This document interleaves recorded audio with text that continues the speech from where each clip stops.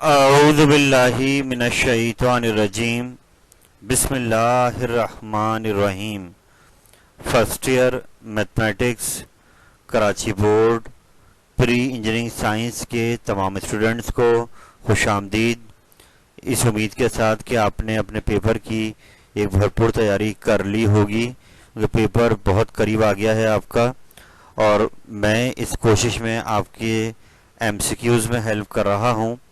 और आज मैं आपके सामने प्रीलियम पेपर जो हुआ है गवर्नमेंट नेशनल कॉलेज कराची में 2022 ईयर के लिए, इनके एमसीक्यूज़ जो आए हैं इनका सलूशन लेकर हाजिर हुआ हूं। और ये याद रहे, इस साल 40 एमसीक्यूज़ आपके पेपर में आएंगे जो 40 मार्क्स के हैं। तो ये बहुत कीमती नंबर हैं जो आपको सेक्शन ए में मैक्सिमम स्कोर करना है। और कोशिश यही करें अपनी कि अपना वक्त ज़ाया ना करें, एमसीक्यूज़ को भी टाइम देते रहें, फिर अपने थ्योरेटिकल वर्क करते रहें, फिर एमसीक्यू पर आ जाएं। तो वक्तन फ़वक्तन इसको देखते रहेंगे तो ये तमाम एमसीक्यू आपके रिफ़्रेश होते रहेंगे। तो आज देखते हैं इस प्रीलिम पेपर में क्या सिनेरियो है, कैसे एमसीक्यूज़ आए हैं। तो आइए अपने सिलसिले का आगाज़ करते हैं। थोड़े पहला एमसीक्यू आपके सामने आ रहा है, नेशनल कॉलेज के प्रीलिम पेपर में आया है। आइए सवाल को पढ़ते हैं। ये रिलेटेड है सेट के चैप्टर से कि ए और बी अगर दो सेट्स हैं और ऐसा हो जाए कि उनके इंटरसेक्शन का आंसर और उनके यूनियन का आंसर इक्वल आ रहा हो, कि जो इंटरसेक्शन का आंसर आए वही यूनियन का आंसर आए। तो अब ये पूछ रहा है इस सवाल में कि बताइए अब ए और बी सेट के बारे में आपकी क्या राय है। तो थर्ड ऑप्शन करेक्ट होगा कि ए और बी दोनों इक्वल होंगे, यानी उनके मेंबर्स सेम होंगे और तादाद में बराबर होंगे, तभी जो इंटरसेक्शन का आंसर आ रहा है वही आंसर यूनियन का आ रहा है। इसे तभी मुमकिन है जब दोनों सेट इक्वल हों, अदरवाइज ये मुमकिन जो बाकी ऑप्शन दिए उनमें नहीं है। इंटरसेक्शन में हम कॉमन देखते हैं और यूनियन में हम तरतीब से लिख देते हैं। तो अगर कॉमन और तरतीब दोनों के आंसर इक्वल आ रहे हैं तो इससे जब मुमकिन है जब दोनों सेट ही आपस में इक्वल हो जाएं। बढ़ते हैं अगले एमसीक्यू की जानिब। नंबर 2 आ रहा है, ये आपने अच्छा पढ़ा हुआ है चैप्टर 4 मैट्रिक्स के अंदर, कि अगर किसी मैट्रिक्स को हम कहते हैं कि वो सिंगुलर मैट्रिक्स है तो उसकी वजह ये होती है कि उसके डिटरमिनेंट का आंसर क्या आता है, 0 आता है। तो यही बात यहाँ पूछी जा रही है कि अगर मैट्रिक्स सिंगुलर हो जाए तो बताइए उस डिटरमिनेंट का आंसर क्या आएगा। तो आंसर आएगा 0। हम चलते हैं अगले सवाल पर। ये आपके सामने आइडेंटिटी आ रही है चैप्टर 10 से। 1 माइनस सेग स्क्वायर फाई के बारे में पूछा जा रहा है किसके इक्वल होगा। तो एज यू नो कि मैट्रिक का एक फार्मूला है 1 plus tan square phi equal to sec square phi. तो इस फार्मूले को अरेंज करेंगे अपने गिवन क्वेश्चन के लिए। तो सेग स्क्वायर फाई प्लस का जरा कि माइनस का हो गया और टेन स्क्वायर फाई प्लस का वहाँ जाके माइनस का हो गया। तो इसलिए इसका लास्ट ऑप्शन करेक्ट है कि 1 minus sec square phi equal to minus tan square phi. I hope इस पेज के एमसीक्यूज क्लियर हो गए होंगे। हम चलते हैं अगले पेज पर।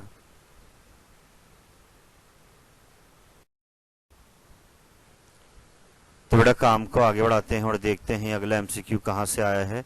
नंबर 4 जो आ रहा है ये चैप्टर नंबर 11 से आ रहा है कि आपको एक ट्रिग्नोमेट्रिक फंक्शन दिया हुआ है 10 का लेकर और इसका पीरियड मांगा जा रहा है। तो ये मैंने इंडिविजुअली जो लेक्चर्स बनाए थे अपने अलग अलग चैप्टर्स के एमसीक्यूज के, उसमें बात समझाई थी आपको चैप्टर 11 में कि 10 का पीरियड पाई होता है।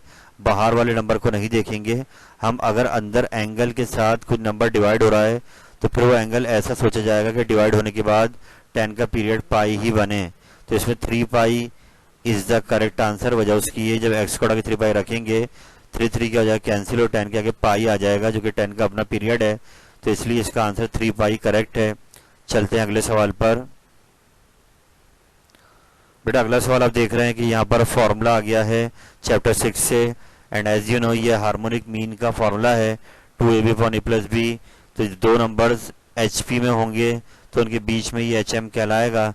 तो हार्मोनिक मीन इज द यानी hp is the correct answer कि ये हार्मोनिक प्रोग्रेशन के दरमियान में दो नंबर्स के बीच में ये नंबर आता है।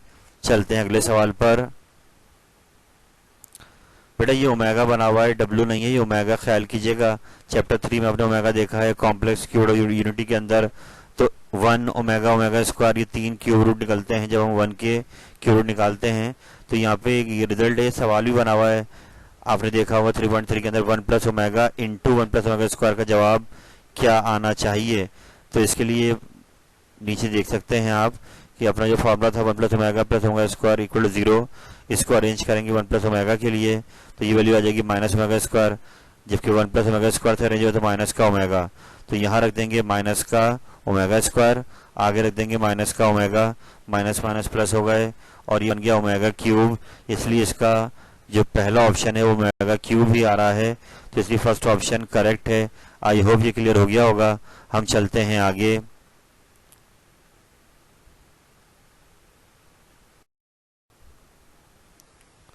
तो बड़े अगला एमसीक्यू सामने आपके आ गया है, जो कि चैप्टर नंबर 13 से आ रहा है, जिसका नाम है इनवर्स ट्रिग्नोमेट्रिक फंक्शंस। तो वहाँ आप देखेंगे कि पूरी एक चार्ट बना हुआ है, टेबल बनी हुई बुक के अंदर। तो मैं चाहूँगा अब इस सवाल को सामने रखते हुए बाकी फंक्शंस का भी डोमेन और रेंज का कॉलम चेक कर लें। आर्क के मीनिंग होते हैं इन्वर्स के हैं, तो ये लिखा हुआ है कॉट इन्वर्स वाई की डोमेन क्या होगी। तो इसको याद रखना है, जैसे कि 1090 इन्फिनिटी होता है, 10 माइनस 90 माइनस इन्फिनिटी होता है, इन्फिनिटी की वैल्यू अब अचीव नहीं कर सकते। तो ये मकसद कहने का ये है कि इसके दरमियान में जितना ये ओपन इंटरवल है, ये शो कर रहा है कि माइनस इन्फिनिटी से लेकर प्लस इन्फिनिटी के दरमियान वाली वैल्यू जो है इसका डोमेन है, ये ओपन इंटरवल ये शो करता है कि ये कॉर्नर वाली वैल्यू शामिल नहीं है, इन बिटवीन वैल्यू शामिल हैं। तो ये फीडबैक आप डोमेन कॉट इनवर्स वाली याद कर लीजिए, माइनस इन्फिनिटी से लेकर प्लस इन्फिनिटी है, लेकिन मैं कहूँगा कि आप बाकी की भी डोमेन और रेंज चेक कर लें वहाँ से जाकर। हम चलते हैं अगले एमसीक्यू पर।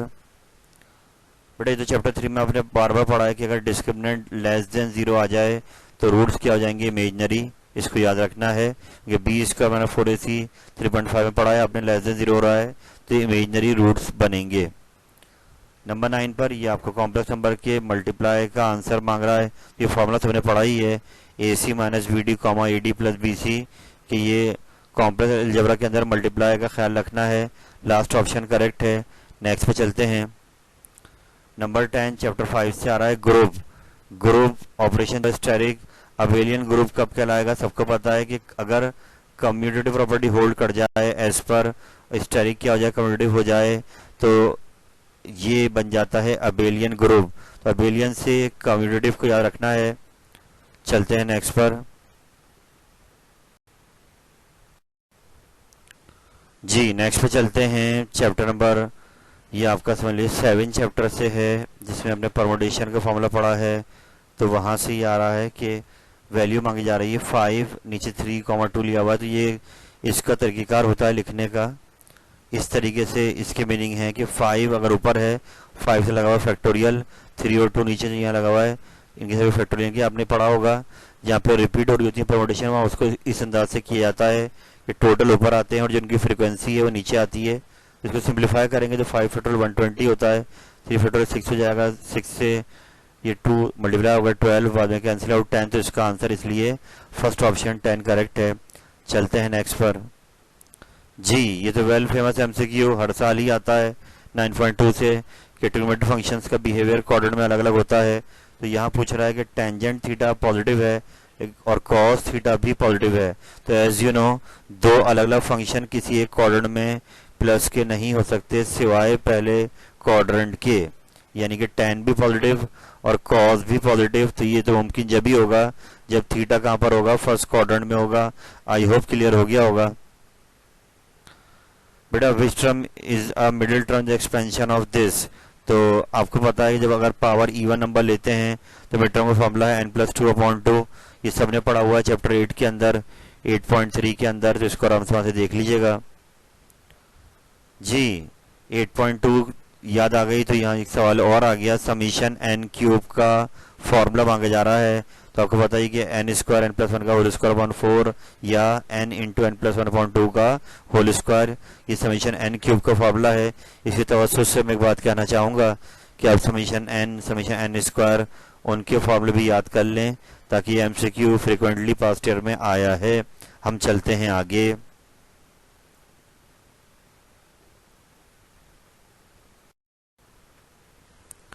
तो तो बेटा अगले पेज पर हम लोग आ गए हैं और यहाँ पर देखते हैं कि ब्लैंक ट्रिग्नोमेट्री से आ रही है ABC, 3 साइड्स गिवन हैं और इसके पेरीमीटर की एवरेज मांग रहा है S। ये आपने पढ़ा ही है फॉर्मूला, A+B+C/2, तीनों को प्लस कर लेंगे 11/2 5.5 सेंटीमीटर। ये इसका S का आंसर है। आई होप ये आपको याद आ गया होगा जी। नेक्स्ट पर आते हैं, 2 नंबर्स गिवन हैं, इनके बीच में GM मांगा जा रहा है, तो थोड़ा सा खुद सॉल्व कीजिएगा। GM का फॉर्मूला पता ही है सबको कि +- तो प्लस माइनस साइड पे करें। A आपका 2√3 है, B आपका 6√3 है, दोनों करें मल्टीप्लाई, 2 6 12, √3 पूरा 3 हो गया, 12 3 36 और उसका रूट क्या आएगा +-6। आई होप ये क्लियर हो गया होगा। GM आ गया है इन 2 नंबर के दरमियान में। नेक्स्ट पे चलते हैं जी। ये एक फार्मूला है चैप्टर 10 में आपने यूज किया है, cos अल्फा माइनस बीटा का। अब यहाँ उसके साथ माइनस लगाकर आ गई है। आपको मैं माइनस के बगैर याद दिलाऊं फार्मूला ये था कि साइन चेंज आती है cos के अंदर, कि जो भी बीच में साइन है वो साइन बदल जाती है। तो cos alpha cos beta plus sine alpha sign beta होता अगर बीच यहाँ पर बाहर माइनस नहीं होता, लेकिन बाहर माइनस है तो अंदर वाले दोनों की साइन चेंज कर देगा। इसलिए ये वाला ऑप्शन, साइन वाले फैक्टर पहले लिखे हैं बाद में लिखे हैं, दोनों से माइनस आ रहा है, तो यही ऑप्शन आपका थर्ड वाला करेक्ट है। आई होप क्लियर हो गया होगा जी। नेक्स्ट पर आते हैं कि अगर एक डाई यानी कि ये लूडो खेलते हैं आप, जो छक्का है लूडो में, उसकी बात कर रहा है यहाँ पर कि उसको एक बार रोल किया जाए और बताएं कि 5 फेस पर, अपर फेस जो हम पढ़ रहे होते हैं हम लोग लूडो खेलते वक्त उस छक्के में, उसमें 5 आने के चांसेस क्या हैं। तो एज यू नो 5 जो है वो एक ही फेस पे लिखा हुआ है, बाकी जो फेसेस हैं वो अलग अलग हैं, 1 2 3 4 6। तो इट मीन्स टोटल फेस कितने हैं 6 और 5 एक ही जगह पर, तो इसलिए 1/6 is the probability for getting 5। I hope clear हो गया होगा जी। नेक्स्ट पर आते हैं, तो ये चैप्टर 3 से आ रहा है कि 2 पावर x ली हुई है और 1/8 का पावर x क्यूब मांग रहा है। तो 1/8 को आपको पता है कि 1/2 का क्यूब लिख सकते हैं और वो 2 क्यूब पड़ जाके -3 हो जाएगा। इसलिए x की जब कंपेयर कराएंगे 2 की बेसिस को तो x की वैल्यू पावर से आ जाएगी -3। आई होप ये बात क्लियर हो गई कि 2 पावर x को ऐसे लिखा गया, 1/8 को 2 का क्यूब लिखा ऊपर लेकर गया, तो यूँ बेसिस सेम और पावर से x -3 आपका आंसर आ गया है। आई होप क्लियर हो गया होगा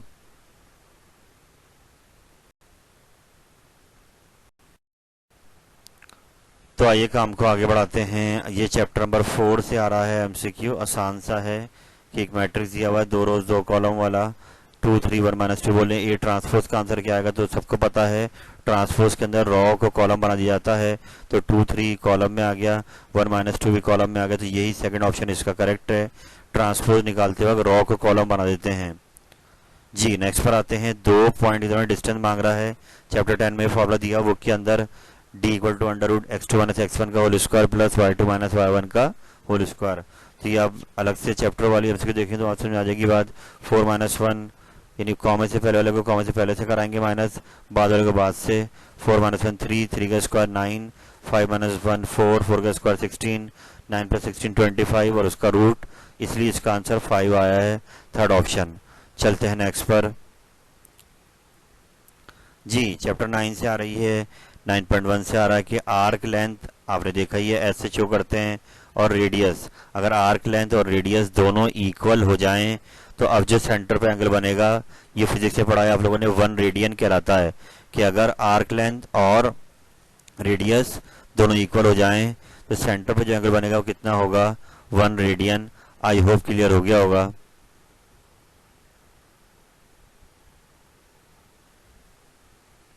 जी। नेक्स्ट पर आते हैं 23 पर कि n नेचुरल नंबर है और ये बोल रहे हैं मिडिल टर्म क्या होगी। तो देखिए आप पावर में चेक करें, 2n आ रहा है, 2n इवन नंबर का जनरल फार्मूला है, और जब 2n होती है इवन होती है पावर तो इसका मिड टर्म का फार्मूला है n+2/2। तो ये आप खुद सॉल्व कर लीजिएगा, 2n n है यहाँ पर +2/2, तो आपने 2 कॉमन लिया तो रह जाएगा n+1 जिसकी मिड टर्म बनेगी। आई होप ये आप खुद भी सॉल्वर चेक कर लेंगे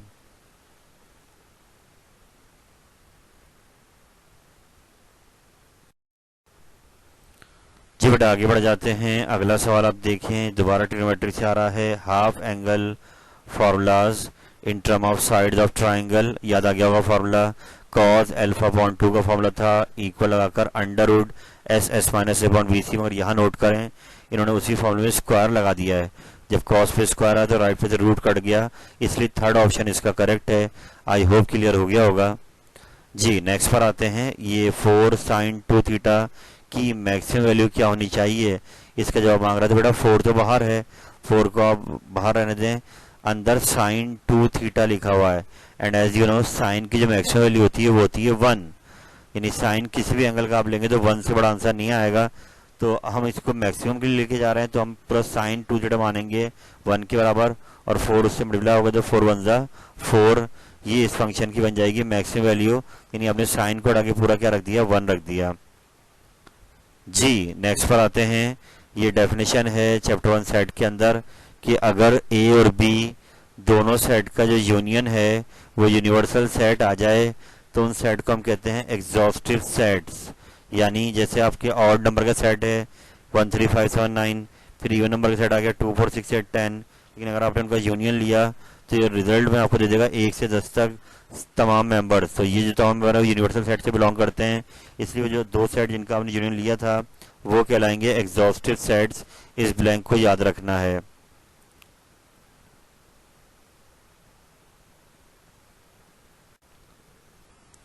चलते हैं नेक्स्ट पेज पर, देखते हैं यहाँ पर एमसीक्यूज कैसे आ रहे हैं। तो मेरे बेटे यहाँ पर दोबारा ये चैप्टर 2 से आ गया है कि z अगर एक कॉम्प्लेक्स नंबर है तो z plus z conjugate purely ये रियल होगा। ये हमारा एमसीक्यू भी पेपरों में आया हुआ है कि आप जब z कॉन्जुगेट लेते हैं तो आप इमेजिनरी पार्ट की साइन चेंज करते हैं, जब प्लस करेंगे दोनों की जो z और z कॉन्जुगेट के इमेजिनरी पार्ट है वो कैंसिल हो जाएंगे आयोटा वाले पार्ट, और रियल बचेगा नंबर, इसलिए वो प्योरली रियल कहलाएगा। चलते हैं आगे जी। ओमेगा अगर एक कॉम्प्लेक्स क्यूब रूट है 1 का तो दूसरा क्या होगा, ओमेगा स्क्वायर, यानी कि 3 होते हैं 1 ओमेगा ओमेगा स्क्वायर, तो 1 तो नहीं लेंगे, ओमेगा स्क्वायर ऑप्शन में ले लेते हैं जी। ये भी ब्लैंक का 3.5 में पढ़ चुके हैं आप लोग कि डिस्क्रिमिनेंट अगर परफेक्ट स्क्वायर आ जाए तो रूट्स क्या होते हैं, रैशनल। ये 3.5 में दिया हुआ है, इसको वहां से याद रखें। चलते हैं आगे जी। अगर एक मैट्रिक्स आपको नॉन सिंगुलर रखना है तो यहाँ k ऐसा रखा जाए कि डिटरमिनेंट का आंसर 0 ना आ जाए। तो हम k नीचे दिए ऑप्शन में कौन सा नहीं रख सकते, तो -2 नहीं ले सकते। अगर -2 यहाँ लेंगे तो -2 1 -2 और माइनस में +2, तो ये आपके पास 0 हो जाएगा। तो इसलिए k -2 के अलावा कोई नंबर ले सकते हैं तीनों में से, -2 लेंगे तो ये नॉन सिंगुलर नहीं रहेगा, ये सिंगुलर हो जाएगा।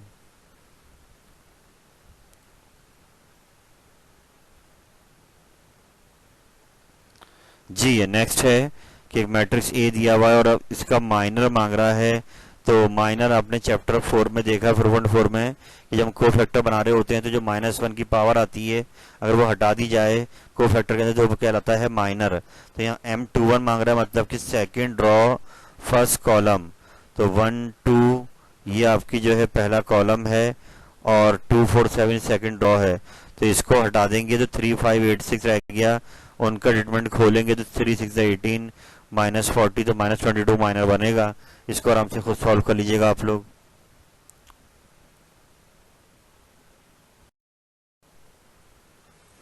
जी बेटा आगे बढ़ जाते हैं अगले सवाल पर, और यहाँ आपको दोबारा सेट वाले चैप्टर में ले गए हैं। 2 सेट दिए हुए हैं क्योंकि एलिमेंट की तादाद बराबर आ रही है 1 2 3 PQR। तो हम यहाँ कह सकते हैं कि इनके मेंबर्स तो अलग अलग हैं, मतलब तादाद इक्वल है तो इनमें इक्विवेलेंसी का रिलेशन बनेगा, ये इक्विवेलेंट सेट कहलाएंगे। और उसका सिंबल ये वाला है, ये सिंबल है इक्विवेलेंट का। तो आई होप क्लियर हो गई कि बाद ए और बी कहलाएंगे इक्विवेलेंट सेट जी। एक कॉइन को 3 बार टॉस किया गया, रिजल्ट वहां लिखे गए, तो आपने सवाल किया इस टाइप का 8 बनते हैं टोटल सैंपल स्पेस के मेंबर अगर एक कॉइन 3 बार टॉस हो, यानी ट्रिपल हेड आ जाए, डबल हेड टेल आ जाए। तो बोल रहे हैं कि बताइए वो कौन सा इवेंट होगा जब कोई हेड ही नहीं आकर होगा, एक कॉइन 3 बार टॉस कर, तो ये वही इवेंट होगा जिसमें तीनों टेल आ रही होंगी और तीनों टेल एक ही बार आती हैं। तो टोटल मेंबर 8, तीनों टेल एक बार, 1/8 is the correct answer. Let's move on 34 जी। एक ट्राइंगल की 3 साइड दी हुई हैं कि 2 यूनिट्स उनकी लेंथ है और एरिया ऑफ ट्राइंगल डेल्टा दिया हुआ है √3, और आपसे कह रहा है सरकम रेडियस क्या होगा। तो as you know circum radius आपने 12.5 में पढ़ा है, कैपिटल आर इसका सिंबल है और इसका फॉर्मूला है A B C upon 4 delta. तो ए बी सी आपको 8 दिया हुआ है, तो तीनों प्रोडक्ट हो जाएगा 8 अपॉन जी 4 डेल्टा आपको दिया ये रहा, तो 8 से 4 कैंसिल हुआ तो ऊपर 2 रह गया, तो 2 upon root 3 is the answer for capital R circum radius. चलते हैं आगे जी।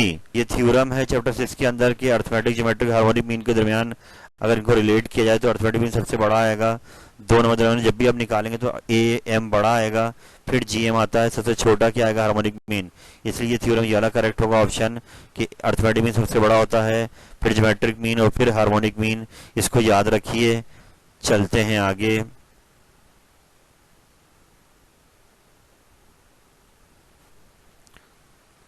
तो आइए नेक्स्ट पेज पर हम लोग आ गए हैं और अगला सवाल फिर आप देख रहे हैं कि रिलेटेड है जीएम से, ज्योमेट्रिक मीन से। 6.7 आपने पढ़ी है, जीएम का फॉर्मूला पढ़ा है आपने +1 अंडर रूट ए बी।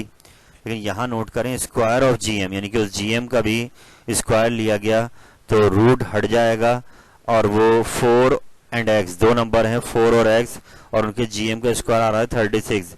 बताइए x क्या होगा। तो बहुत ईजी है, यानी आप क्या करेंगे 36 आपको जीएम दिया हुआ है इक्वल टू 4 इंटू एक्स लिख देंगे, क्योंकि रूट हट गया है हमने स्क्वायर ले लिया है, यानी वो जो हमें मीन दिया हुआ है वो स्क्वायर जो जीएम आया उसका स्क्वायर दिया हुआ है, यानी कि आपका रूट जब हटा 4 इंटू एक्स 36 होगा तो ये 4 नीचे के डिवाइड हो जाएगा और एक्स को लिखा जाएगी 9, यानी सेकंड नंबर क्या होगा 9।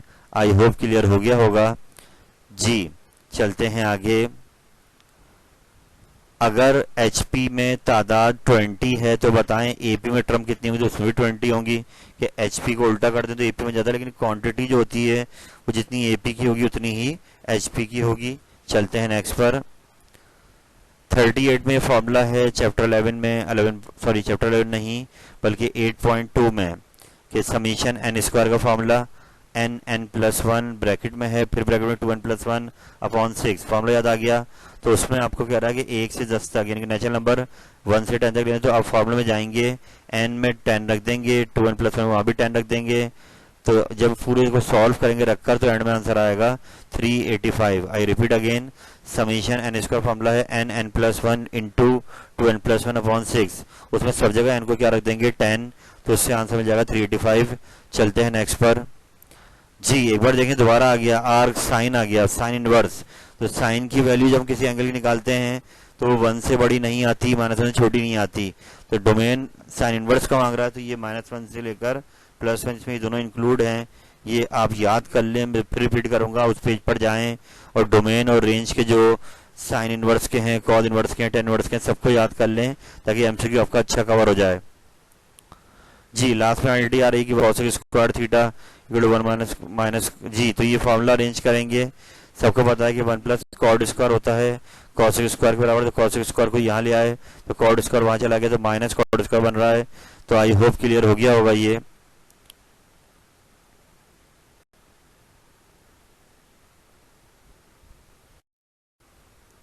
अल्हम्दुलिल्लाह रब्बिल आलमीन। अल्लाह ताला की दी हुई अता से मैंने आपके सामने गवर्नमेंट नेशनल कॉलेज जो बॉयज़ का है कराची का, इसका जो प्रीलिम पेपर मैथ्स का आया 2022 के अंदर, इसके एमसीक्यूज आपको लाके सॉल्व करा दिए हैं। 2022 का पेपर है ये। तो और ये कोशिश है कि आपको एक अंदाज़ा रहे कि 40 एमसीक्यूज किस अंदाज में आएंगे। मैं भरपूर कोशिश कर रहा हूँ कि आपके एग्ज़ाम से पहले मज़ीद चैप्टर्स के मज़ीद कॉलेजेस के जो प्रीलिम पेपर हुए हैं 2022 में वो आपसे शेयर करूँ ताकि आपका माइंड खुले, आप इस मेंटेलिटी को समझने की कोशिश करें कि एमसीक्यू किस तरीके से इस साल रीड किए जा रहे हैं। बेटा मैं यहाँ पर एक बात और कहूँगा कि जैसे जैसे ईयर बढ़ते जाते हैं आगे, तो आपने जो 2010 में एमसीक्यू देखे पेपर में, इस टाइप के सवालात इतने आसान नहीं आएंगे, थोड़ा सा सोचना पड़ेगा। तो इसलिए प्रीलिम्स पेपर्स को वॉच आउट रखिए, क्योंकि ये रिसेंट ईयर में जो टीचर सोच रहा है उसकी मेंटेलिटी को रिफ्लेक्ट करते हैं। तो अब इनको अच्छे अंदाज में रेडी करें। मैं कोशिश करूंगा कि मज़ीद कुछ कॉलेजेस के प्रीलियम पेपर के एमसीक्यू सॉल्यूशन आपसे शेयर करूं। इस उम्मीद के साथ उस पैकेज से भरपूर फ़ायदा उठाएंगे। अल्लाह ताला आपका हमें नासिर हो। फ़ी अमानिल्लाह। अल्लाह हाफिज़।